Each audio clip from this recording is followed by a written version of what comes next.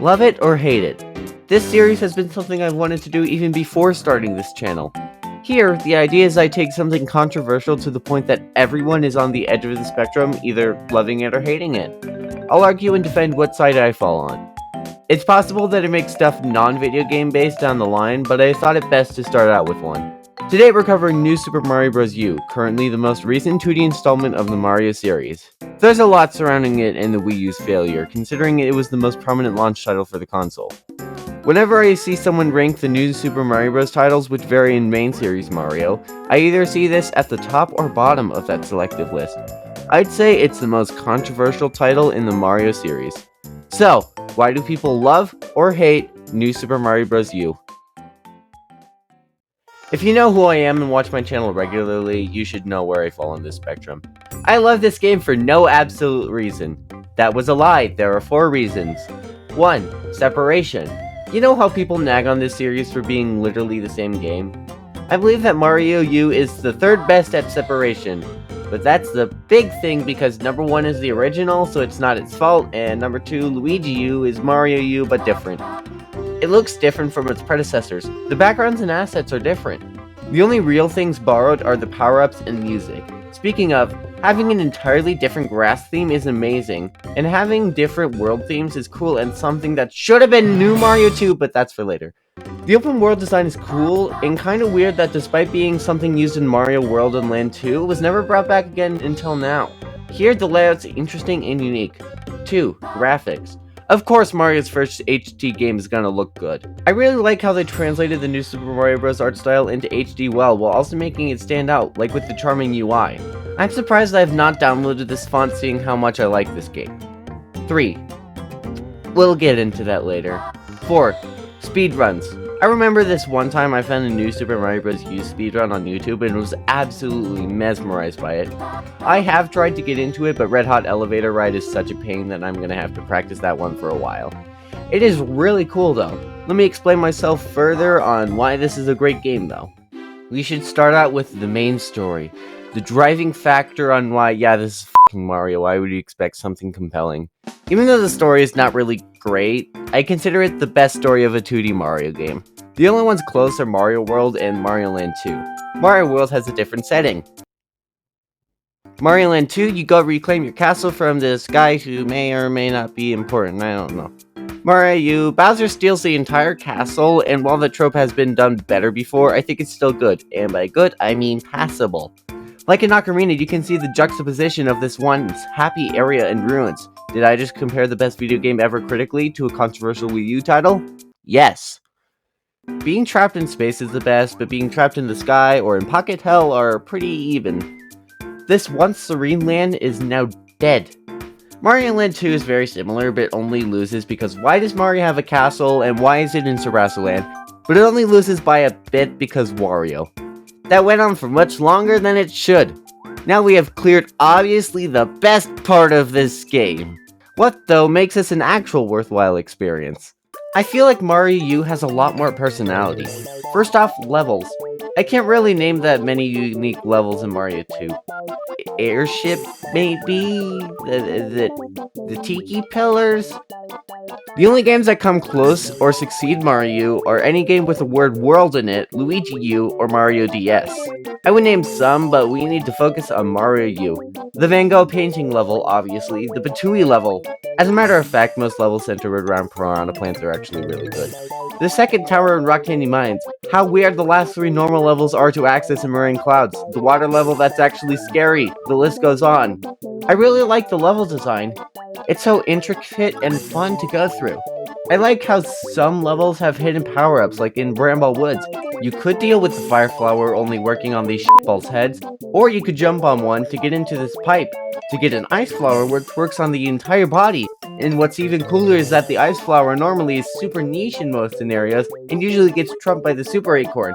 Speaking of, it has a lot of hiding spots, like this one in Scaling the Mountainside, where you can't quite reach this block, and after killing yourself out of frustration, and after noticing these suspicious coins, some blocks appear.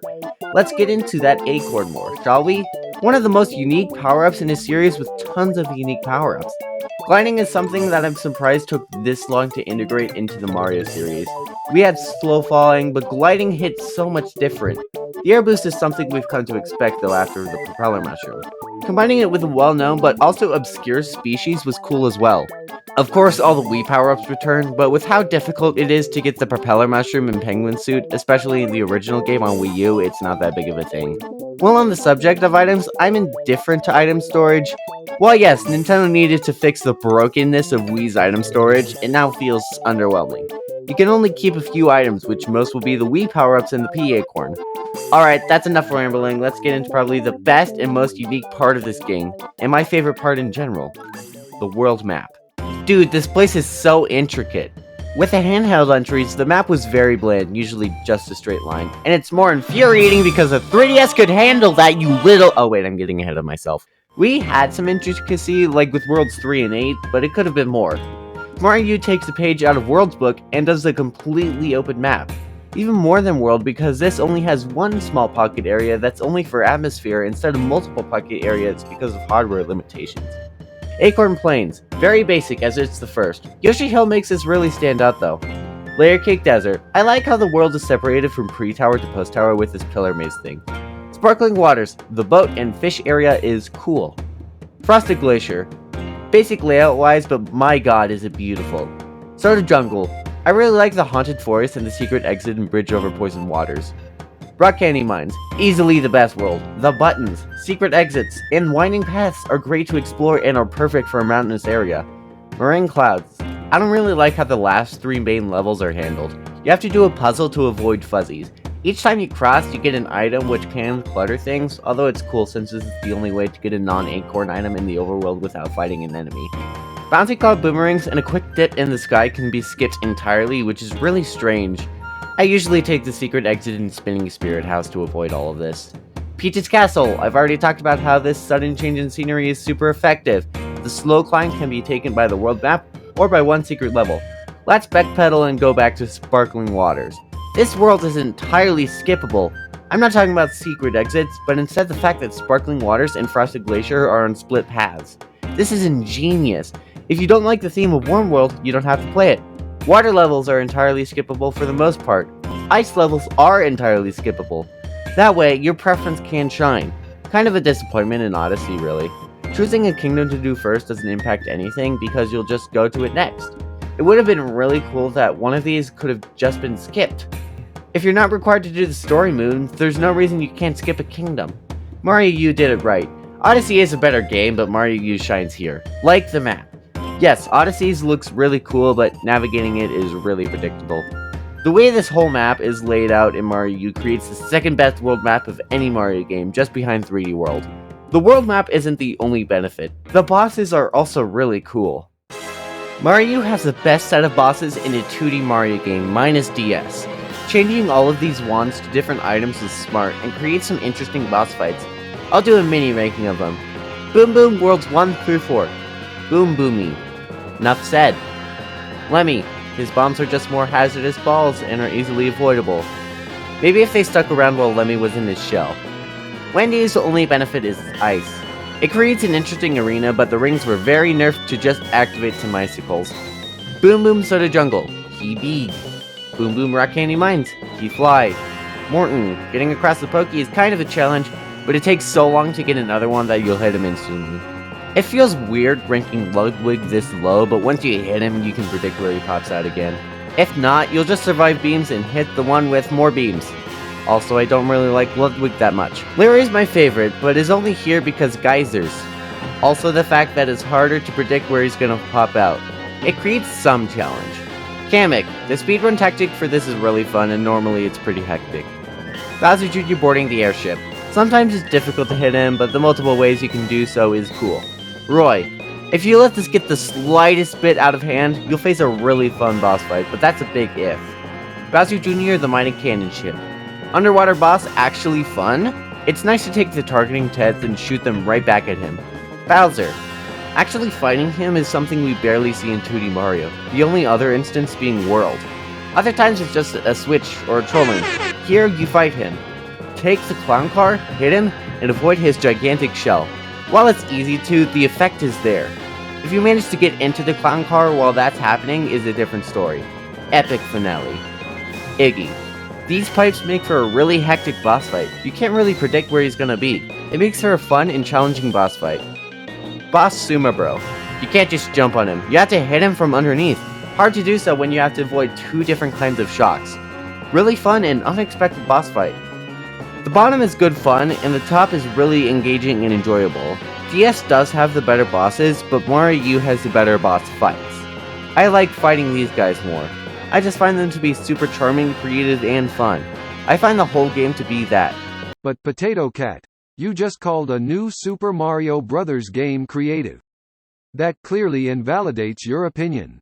Well, Texas Peach Bot, I see why you see the new Super Mario Bros. Series as banal, like many others do on the internet, but I think the contrary. I think they have enough originality to justify their existence. Except for one cursed game that tainted the look of this miniseries, New Super Mario Bros. 2. Before I shit on this game, let me tell you that this isn't a bad game, far from it. The general New Super Mario Bros. Style is still a fun time, but this game is that, just another New Super Mario Bros. Game. The most unoriginal game in the series since Lost Levels. God, Mario games with the number 2 in them are just cursed, I guess. Wait, never mind. Look at the layout of the world. If you showed me both New Mario 2 and Mario DS's maps in HD, I couldn't tell the difference. New Mario 2 is on this much more powerful system, yet it manages to have the same amount of quality, maybe even less to the DS entry, besides the visuals. The selling of this game is dumb. Why did you call it New Super Mario Bros. 2 despite being the 3rd entry in the series? New Super Mario Bros. 3 would have been a much better title because not only does it fit chronologically, but the original Mario 3 has much more brain recognition and even has elements from it in this game. I don't care about coins. I never have, except when they're a way to heal in the earlier 3D Marios and used to buy things like in Mario Land 2 and Odyssey. These coins don't even have a purpose, and the emphasis actually harms it. This is by far the easiest Mario game, because since this game still keeps the 100 coins equals a 1-up, you'll never run out of lives, even if you're 4. They should have done what Mario Land 2 did, but removed the 100 coins rule entirely, and you can only buy lives at Peach Castle as an example. Its close release schedule to Mario U tainted its reputation so badly. When people talk about the downward spiral of the New Super Mario Bros. Series, this is the pinpoint. 2 New Super Mario Bros. Games in 1 year. Both look the same. A cash grab. Maybe turn your attention to the one about grabbing cash instead of this evolution in the New Super Mario Bros. Format. New Mario 2 is the most okay game in the series. Not bad, not good, but it did take one down, like Corrin. Corrin was the last straw and kinda made Chrom and Byleth look bad despite being popular characters in the series and fun characters to play as. I don't want to gone unlike Corrin, but I can't respect it for what it's done to this great gameplay experience. Why do I feel that way though? It's nostalgia, just that, no questions asked. It was the first Mario game I ever owned. While I shunned it because I was too caught up with Mario Kart 8, I am sorry, I eventually played it. I also eventually played 3D World, which I like more because of nostalgia and it just being a great game that's known to be by everyone. That's why Mario U is so important to me. I'm one of the few die-hard fans out there. Taking even a semi-obscure game like Stray puts it into perspective more. Sure, as my favorite game, I love to rave about it, but if you know Stray, you know it's a good game. There's less of a point there. I'd rather rave about Mario U because not everyone sees the beauty I see in it. I feel more free to say what appeals to me in that game because not everyone sees those appeals. I feel like the only one. Therefore, I feel the implicit need to preach the good word of Mario U to everyone. I don't want to change your opinion and love it or hate it, just merely explain my side. If you don't like this game, that's okay. You can have your own opinions, and I can have mine. That's the beauty of opinions. Not one is the same. Our opinions culminate to make art. That art creates more opinions, and the cycle continues. Opinions made this game. I have opinions about it. Those opinions created this video. It may be grand, it may be shitty. Whatever it is, it's your opinion. Share it. That's what liking and disliking is about. Download, return YouTube disliking. That joke brought me back to reality. Sorry, I didn't mean to go this deep in a review of a controversial Mario game. It just shows how much passion I put into this game, despite all of the other side. It creates for the most controversial Mario